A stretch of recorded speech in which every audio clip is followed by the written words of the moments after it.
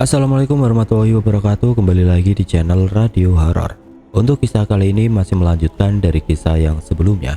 Sebuah kisah yang diambil dari Wattpad dari tulisannya Cikumunya. Sebuah kisah yang berjudul Petak Umpet. Dan sebelum kita masuk ke ceritanya, tekan dulu tombol like video ini dan jangan lupa tekan juga tombol subscribe channel ini. Dan nyalakan juga lonceng notifikasinya agar tidak ketinggalan cerita-cerita lainnya dari channel ini. Dan buat teman-teman yang pengen membaca langsung ceritanya, nanti silahkan saja kunjungi linknya yang nanti akan saya sertakan di kolom deskripsi. Dan seperti apa untuk kelanjutan dari kisah ini, langsung saja kita masuk ke ceritanya. Dang, bangun, bangun, kata Pak Ade menepuk-nepuk pipiku. Dengan sigap aku membuka mata walau setelahnya kepalaku sedikit keliengan. Rasanya baru saja tidur 2 jam. Tapi sudah harus bangun. Namun aku sangat senang karena kulihat banyak orang yang mulai berkumpul. Syukurlah, semoga dengan banyaknya orang yang datang akan semakin memudahkan kami untuk menemukan Bayu dan Yanto. Setelah nyawaku cukup terkumpul, aku kembali menemui Pak Ade untuk menanyakan perihal pembicaraanku dengan Maya semalam. Pak Ade, kataku sedikit tidak enak. Entah untuk mengatakan maksud Maya semalam sangat susah aku ucapkan. Selain tidak masuk akal di pikiranku, aku juga takut apa yang aku bicarakan akan terdengar seperti bualan. Kenapa, Dang?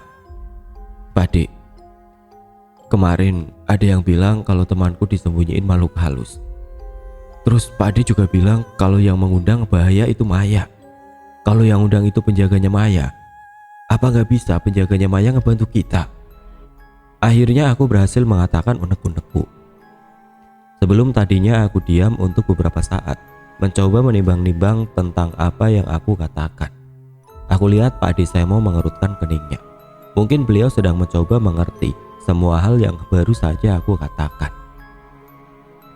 Begini loh, Dang, Pak Ade memang bisa lihat hal semacam itu, tapi tidak semua. Kalau punya Maya itu mudah dilihat, soalnya dia mengikuti Maya. Namun soal teman kamu yang dibawa makhluk halus, Pak Ade juga nggak paham. Dan satu lagi, yang bisa memanggil penjaga itu cuma yang punya. Jadi Pak Ade nggak bisa ngebantu? Tanyaku yang masih berharap penuh. Namun sepertinya aku harus menelan kekecewaan atas ekspektasiku saat Pak Ade menggelengkan kepalanya sembari menepuk bahuku. Sebelum akhirnya pergi menemui orang-orang yang akan membantu pencarian hari ini. Dari jauh aku melihat tatapan Maya. Ya, dia sama kecewanya denganku. Terlihat dari kerut di keningnya serta garis selengkung di bibirnya. Sepertinya dia sudah memperhatikan percakapanku dan Pak Ade sedari tadi. Maaf Mai, saat aku sudah beberapa di depannya. Nggak berhasil ya? Aku mengangguk, mengiyakan. Kata Pak Ade, hanya kamu yang bisa manggil. Kataku. Maya terdiam, namun kembali membuntutiku untuk mencari Bayu dan Yanto. Kali ini pencarian yang dilakukan semakin jauh masuk ke dalam pelosok hutan. Medan yang kami lalui pun semakin sulit. Dari jalan yang berlumpur hingga menyusuri jurang kami lakukan. Namun saat menyusuri jurang, aku mendengar suara. Suara seorang perempuan. Suaraku membuat mataku terus mencari sosok itu di semak-semak. Dan sungguh aku melihat perempuan sangat cantik tengah tersenyum ke arahku. Perawakannya tinggi dengan kebaya berwarna hijau serta rambut yang digerai. Aku mengamati wajahnya yang cantik, membuatku menghentikan langkahku untuk beberapa saat, sampai saat Maya menepuk pundakku. Dang, teriak Maya menarik bajuku sekuat tenaga. Brengsek, kamu mikir apa sih? Kamu hampir masuk jurang, kata Maya frustasi. Aku lihat cewek yang dilihat Bayu. Kita beralih ke sudut pandang Bayu. Aku menyeringkuk di bawah batu masih teringat jelas di ingatanku atas kejadian semalam. Kejadian yang membuatku berlari kencang lalu menyembunyikan badan di balik batu besar. Disitulah aku dan Yanto tidur. Namun rasa lapar dalam perut membuatku terbangun dari tidur panjang. Aku yakin hari sudah siang, merasakan panas matahari yang begitu menyengat kulit. Yanto mengerjap-ngerjapkan matanya sebelum akhirnya menarik nafas panjang, mungkin sedikit merutuki keadaan hari ini. Mengetahui yang terjadi pada kami, bukanlah mimpi buruk, namun realita yang harus dihadapi. "Tok, aku lapar," kataku yang sudah tidak kuat dengan gejolak yang berada di perutku. Yanto menatapku kesal, dan sekali lagi aku harus menerimanya. Karena memang semua bermula dari kesalahan yang aku buat, ditambah semalam seperti mimpi buruk untukku. Tidak pernah ada di pikiranku aku dikejar begitu banyaknya makhluk. Tidak pernah terpikir perjalanan yang tadinya menyenangkan berubah menjadi malapetaka. Masih untung Yanto tidak menukarku malam itu. Memikirkan untuk tinggal di hutan ini bersama makhluk itu sangat-sangat menyiksa warasku. Yanto menundukkan badannya, lalu mengamati sekitar. Lalu dia bangun setelah beberapa saat terdiam. "Ayo yuk, aku dengar suara sungai. Siapa tahu dekat situ ada makanan," kata Yanto menarik tanganku. Aku mengikutinya dan benar saja ketemu sungainya. Aku mengamati sekitar, terlihat tebing-tebing di atas kita. Aku mengerutkan keningku. Tunggu, kalau itu tebing, berarti ini dasar jurang. Tok, kamu gak ngerasa kalau kita di dasar jurang? Itu harusnya kita di situ, Tok, kataku menuju ke atas tebing. "Brengsek," teriak Yanto yang seperti baru saja menyadari. "Tok, tenang Tok. Ingat satu yang gak boleh hilang dari kita, akal sehat," kataku meyakinkan. Sebenarnya aku tidak hanya meyakinkan Yanto, namun juga tengah meyakinkan diri sendiri. Apapun yang terjadi pasti ada jalan keluarnya, dan semua yang terjadi pasti akan ada titik terang. Yang penting kami sudah menemukan sungai, karena itulah yang akan membawa kami pulang. Setidaknya itulah yang aku percaya saat ini. Setelah sedikit menenangkan diri, Yanto kembali berjalan menembus hilir sungai. Aku meneguk sedikit air untuk melepas dahaga. Terakhir aku minum dan makan saat kami tengah mampir di warung. Itu pun kami tidak tahu apa yang sudah kita makan dan kita minum. "Hujan-hujan yuk," teriak Yanto menemui buah mungil berwarna merah. Aku tidak tahu itu buah apa, mungkin semacam beri hutan. Sebenarnya sedikit takut juga saat hendak memakannya. Takut jika buah itu ternyata beracun. Namun melihat Yanto yang memakannya seperti orang kesetanan, aku pun memberanikan diri untuk memakannya. "Rasanya manis sedikit masam dan berair," kata Yanto seperti tengah bergumam lalu terisak. "Ada apa, Tok?" tanyaku heran yang melihatnya tiba-tiba menangis. "Dulu aku makan ini pas membantu bapak aku membajak sawah. Kalau aku nggak ada, nanti yang bantu dia siapa? Beliau sudah tua," kata Yanto terisak. Aku yang mendengarnya pun tidak kalah sedihnya, membuatku mengingat keluargaku di rumah. Walau keluargaku tidak seharmonis keluarga yang lain. Hal sederhana seperti teh panas ibu di malam hari ketika beliau melihatku belum tidur, ternyata bisa semengangankan ini. Aku mengusap-ngusap punggung Yanto seiring tangis yang mulai mereda. Dasar sok kuat. Setelah menangis beberapa lama, dia bangun, seakan tidak pernah terjadi apa-apa. "Ayo, kita susuri sungai," katanya berjalan mendahuluiku, namun kembali menghampiriku saat dia lupa menggandeng tanganku. Sungguh hal itu membuatku merasa seperti pacarnya, tapi bukan. Hari sudah semakin sore, namun masih sangat terang. Saat aku sampai pada pohon bambu yang menutupi sungai, membuat seakan terlihat seperti terowongan. "Yuk, jongkok," kata Yanto pelan namun penuh penekanan, sembari menunjuk ke arah sungai. "Blorong," kataku menutup mulut. "Blorong," kataku dengan penuh penekanan. Astaga, aku baru pertama kali ini melihat perempuan setengah ular. Jujur pertama kali melihat, aku terpukau dengan kecantikannya. Rambutnya tergerai, kulitnya kuning bersih. Sekilas aku sempat berpikir kalau itu adalah perempuan yang tengah mandi.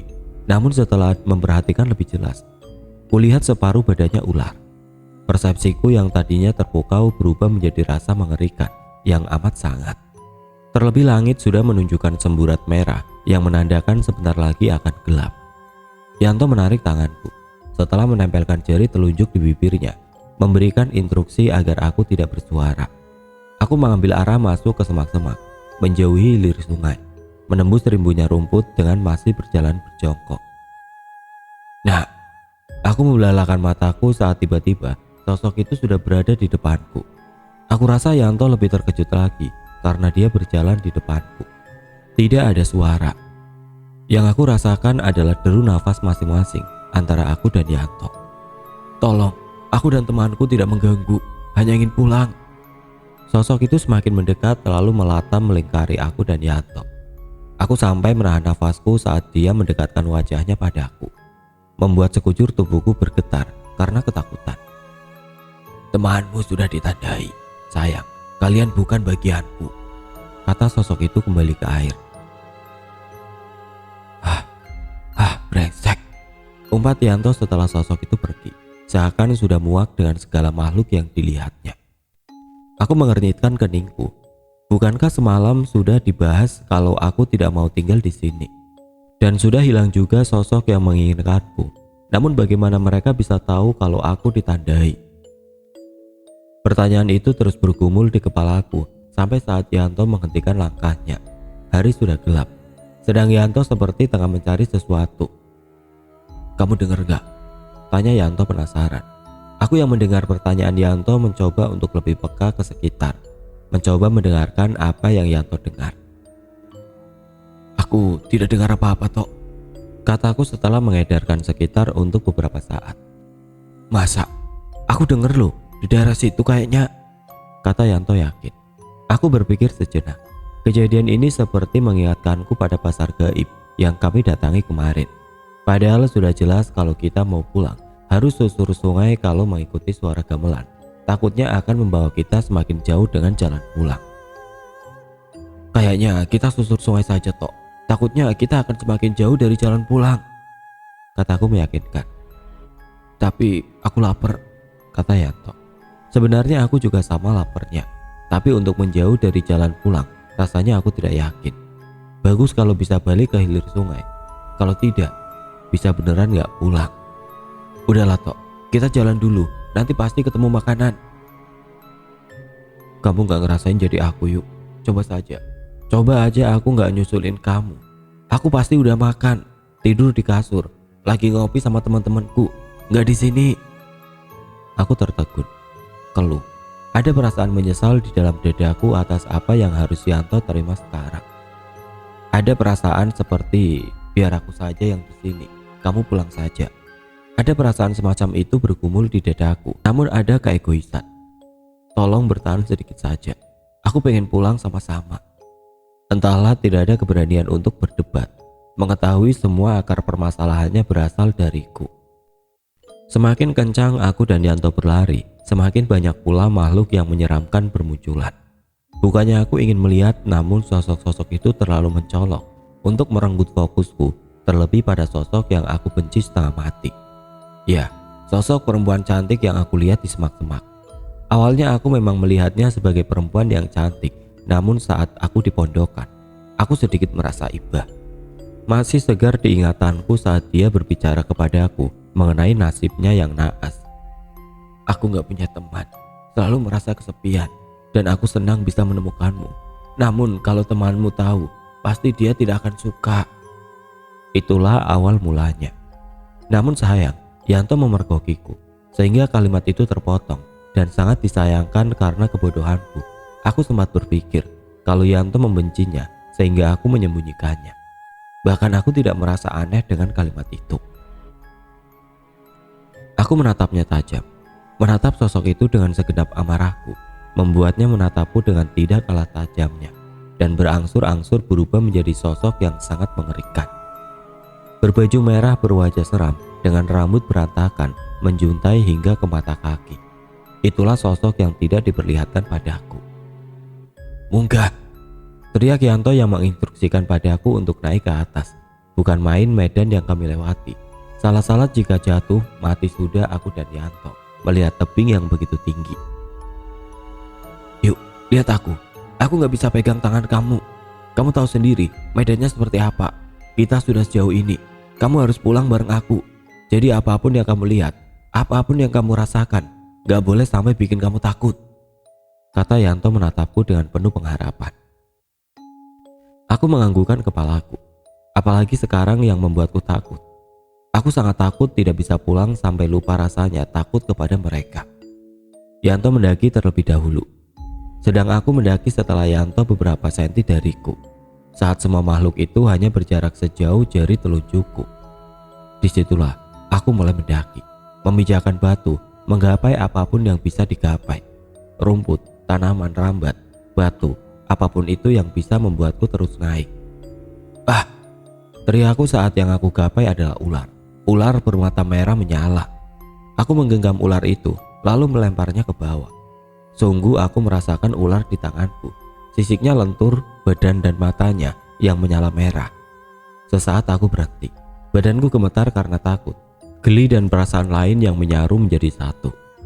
"Jangan berhenti," kata Yanto keras namun tidak melihat ke arahku. Benar, ini adalah satu-satunya jalan supaya aku bisa pulang. Sedang tebingnya juga belum ada separuhnya, masih seperempat jalan. "Ah!" teriak Yanto. Kakinya hampir tergelincir jika dia tidak kuat berpegangan pada akar pohon. Mungkin dia juga melihat ular atau makhluk semacamnya yang membuatnya takut hingga nyaris terjatuh. "Tok," tanyaku memastikan keadaannya. "Aku gak apa-apa," katanya sembari terus merangkak ke atas. Namun semakin tinggi kita naik, semakin banyak juga rintangannya. Kulihat angin semakin kencang hingga membuatku mencengkram akar pohon dengan sangat kuat. Namun betapa terkejutnya aku saat Yanto berteriak kencang, dibarengi dengan badannya yang merosot ke bawah. Aku membelalakan mataku sembari berusaha mencengkram tangannya kuat. "Tok, bertahan Tok," kataku panik. "Wah!" teriak Yanto kencang disusul dengan tangisannya yang kencang. "Tok, sabar," kataku berusaha menahan badannya. "Kayaknya kamu harus pulang sendiri yuk," kata Yanto tersenyum getir. "Enggak, kamu harus pulang sama aku," kataku bersikeras. Namun tidak bisa dipungkiri kalau tangan Yanto semakin turun dan bebannya semakin berat. "Pesanku hanya satu. Kamu harus hidup lebih baik," kata Yanto dibarengi dengan tangan satunya menyubit lenganku, membuatku melepaskan tangannya dan membuatnya jatuh. "Tok, Yanto!" teriakku terus menerus. Aku panik melihat Yanto jatuh bergulung. Dari tadi aku memanggilnya berharap ada jawaban. Namun sekarang suaraku serak dan tidak ada jawaban sama sekali dari bawah sana. Terlebih gelap menambah kengerian dan aku sendirian. "Tok!" Kini bukan lagi teriakan. Isaku pecah dan badanku gemeteran. Jika terjadi sesuatu padanya sudah pasti itu salahku. Dan bagaimana aku bisa pulang membawa wajahku dan bersikap seakan aku sedang membutuhkan pertolongan. Sedang kawanku masuk ke jurang untuk kedua kalinya. Dan akulah sebabnya. Pertama, dia masuk ke jurang karena mengejarku. Dan yang kedua, aku melepaskan tangannya. Bagaimana sekarang? Aku harus bagaimana? Apa yang mesti aku lakukan? Semua pertanyaan itu bergumul di kepalaku. Dan apa yang Yanto lihat sampai dia terjatuh? Apakah ular yang sama seperti yang aku lihat? Ah, siap. Aku tidak bisa berpikir. Dan nyatanya, aku hanya pecundang yang terlalu takut untuk kembali ke bawah sana. "Pulang!" "Ah!" teriakku hampir jatuh. Aku melihat sosok Batur Maya yang tiba-tiba saja ada di depan wajahku. Bukannya bagaimana, hanya saja aku tidak terbiasa, terlebih aku seorang diri sekarang. Namun sebisa mungkin aku menekan ketakutanku. Dan setelah bisa mengendalikan diri, aku mencoba bertanya padanya. "Lalu kawanku?" "Mati." Aku menatapnya tajam. Gak mungkin Yanto mati. Aku kesal. Tapi aku tahu jatuh dari tebing setinggi ini itu bisa saja terjadi. Namun tetap saja pertanyaan, bagaimana jika yang dia katakan benar? Bagaimana jika Yanto mati? Terus bergumul di kepalaku. Selain itu, aku enggan mengambil resiko kembali ke bawah. Aku menanamkan dalam pikiranku untuk sebaiknya aku mencari bantuan terlebih dulu.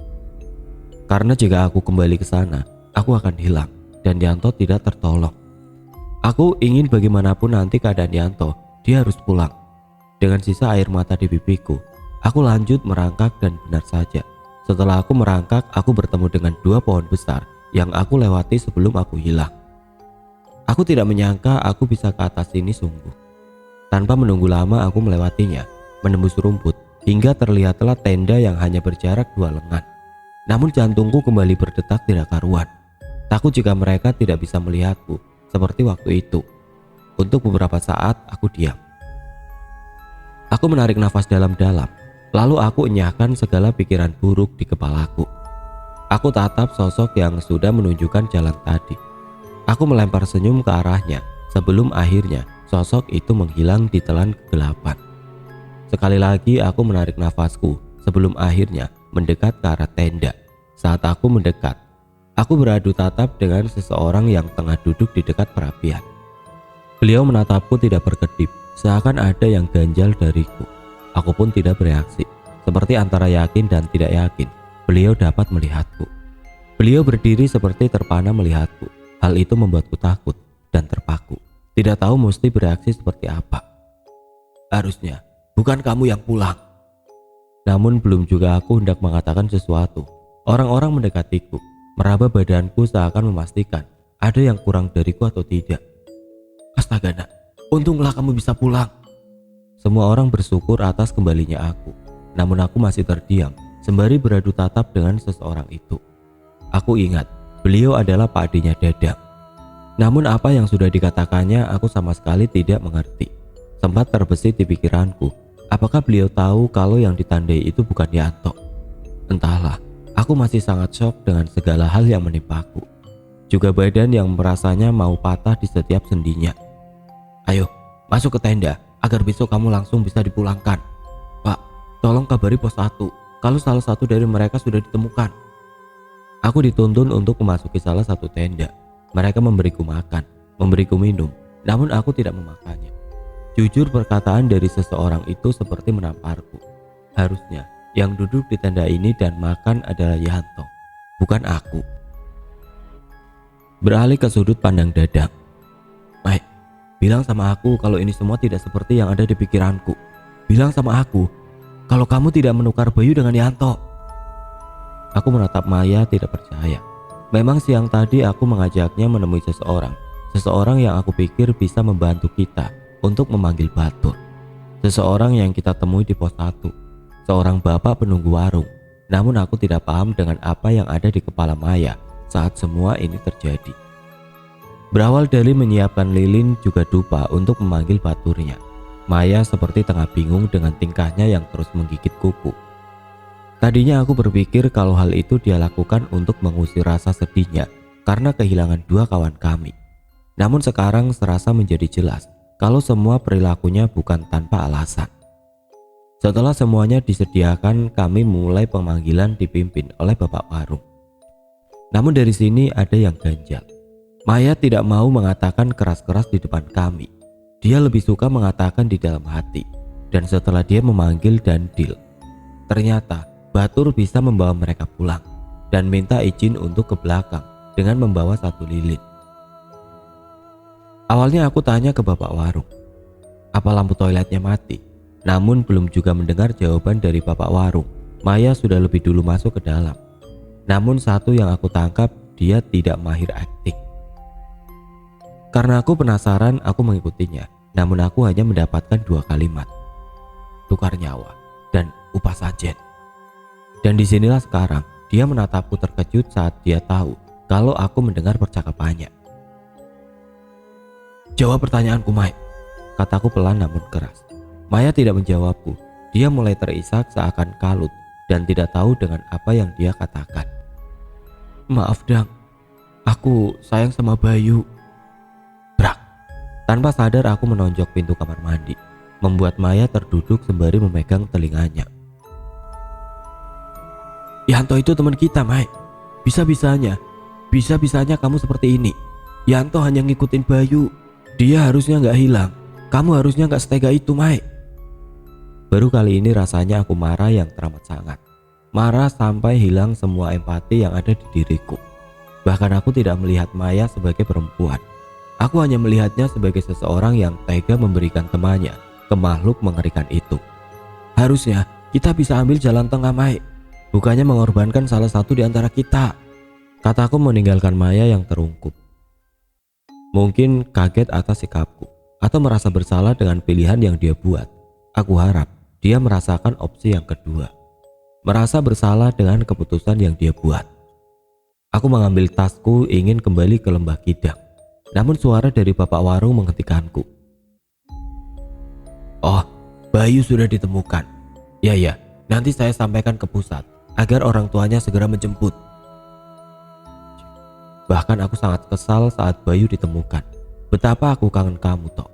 Harusnya kamu juga ikut pulang. Entah apa sekarang yang kamu hadapi seorang diri di hutan sana sendirian, nggak ada kawan. Sungguh aku tahu kamu kuat. Semoga kamu bisa bertahan dan pulang dengan utuh. Aku janji, bakal nemuin kamu apapun caranya. Aku memutar tubuhku menemui Bapak Warung. Pak, apa bisa kita melakukan ini sekali lagi? Tanyaku dengan tatapan anar. Aku menatap Bapak Warung dengan tatapan anar. Entahlah tidak berpikir lagi hal lain yang bisa menyelamatkan kawanku Yanto selain melakukan pemanggilan seperti yang dilakukan Maya. Namun Bapak itu menggelengkan kepala. Saya gak bisa lebih jauh lagi. Pandangan saya tertutup dan itu hanya ada dua kemungkinan.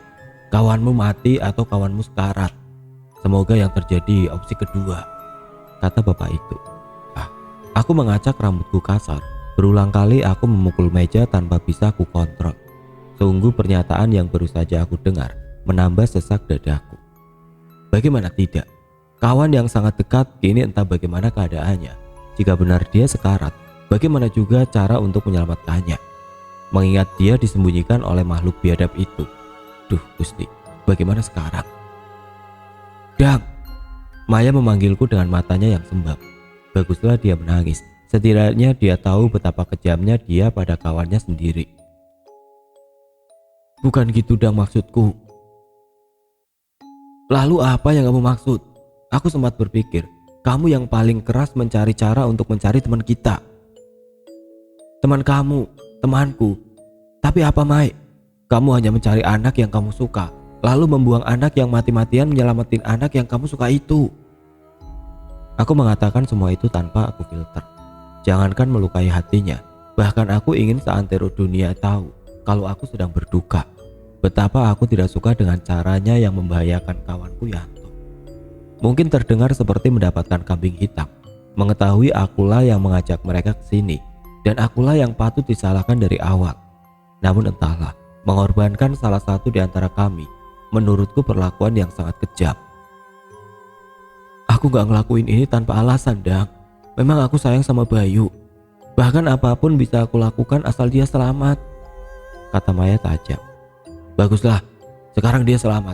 Temui dia, peluk, persetan dengan kalian semua. Aku menatapnya tajam tidak kalah sengit. Bisa gak sih Dang, dengerin aku dulu. Ngomonglah cari pembenaran sebanyak-banyaknya. Toh kepalaku juga sudah terlalu penuh dengan pertanyaan bagaimana cara bawa Yanto balik. Kamu mau temuin Yanto? Aku tahu jalannya, tatap Maya meyakinkanku. Bagus. Bagaimana sekarang aku bisa percaya kalau kamu gak masukin aku ke sana untuk membunuhku? Aku bukan pembunuh, Dang. Dengerin aku. Aku memang jahat, tapi ini satu-satunya kesempatan kita. Coba jelasin secara detail. Jadi gini, aku bilang aku menjanjikan dia sesajen, besar-besaran. Di situ semua makhluk akan berkumpul. Otomatis gak ada yang bakal ngiket Yanto. Disitulah kami masuk. Baturku akan nunjukin jalan. Dan kalian bisa pulang. Kau gagal.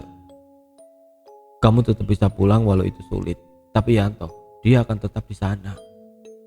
Maya menundukkan wajahnya saat mengatakan bagian Yanto yang akan tetap di sana jika ini semua gagal. Aku mencoba menimbang-nimbang semua yang dikatakan Maya. Mencoba meresapi dan memasukkan di kepalaku. Mencoba mencari baik buruknya dari keputusan yang akan kuambil. Kapan? 3 hari lagi, kata Maya menatapku dengan bimbang. Berarti kita membiarkan Yanto di sana selama 3 hari. Berarti 6 hari setelah kehilangannya. Dang, sajen butuh proses. Gak sekarang. Aku menjanjikan besok kita melakukan. Tolong, Yanto pasti bisa bertahan. Aku tidak ada pilihan lain selain menganggukkan kepalaku sembari mempersiapkan diri.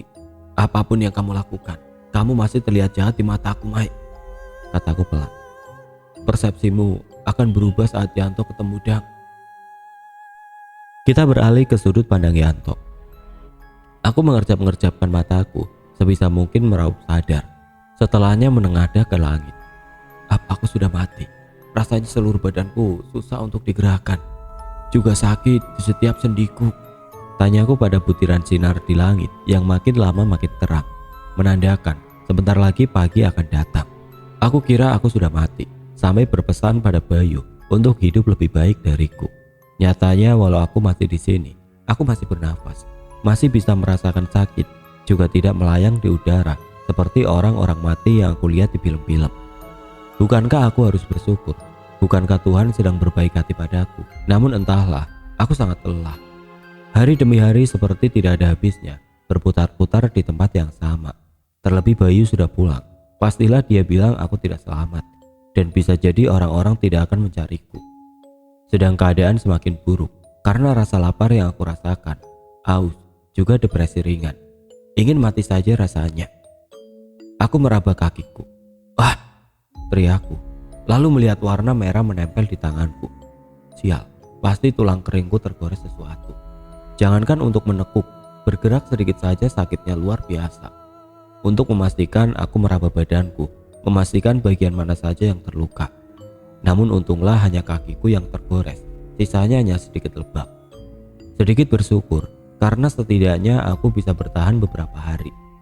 Dengan harapan ada yang menolong, karena jika harus naik ke atas tebing, sudah pasti aku tidak bisa. Malam berganti pagi, dengan datangnya matahari yang kian terik.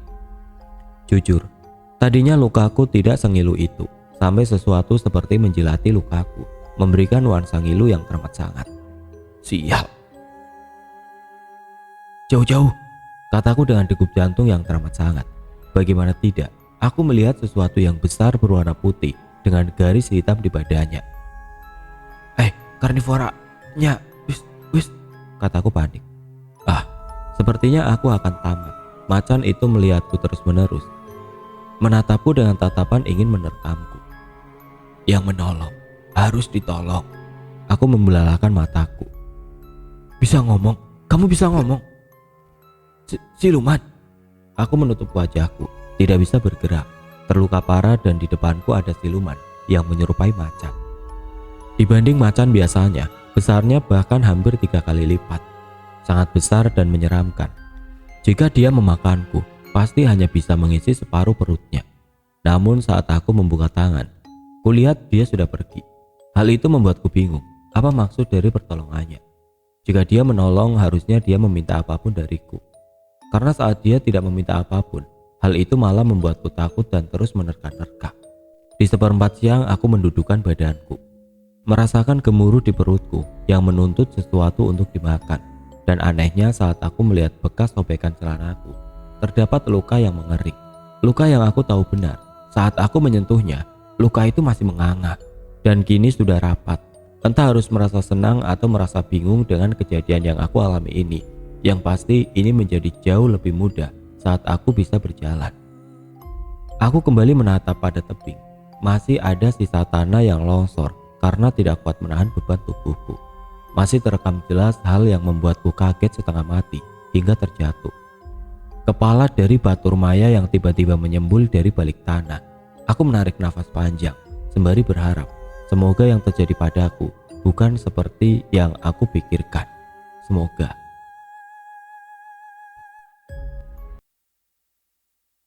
Oke teman-teman, sampai di sini dulu ceritanya. Nantikan kelanjutan kisah ini di video berikutnya. Agar tidak ketinggalan, klik tombol subscribe channel ini dan nyalakan lonceng notifikasinya. Wassalamualaikum warahmatullahi wabarakatuh.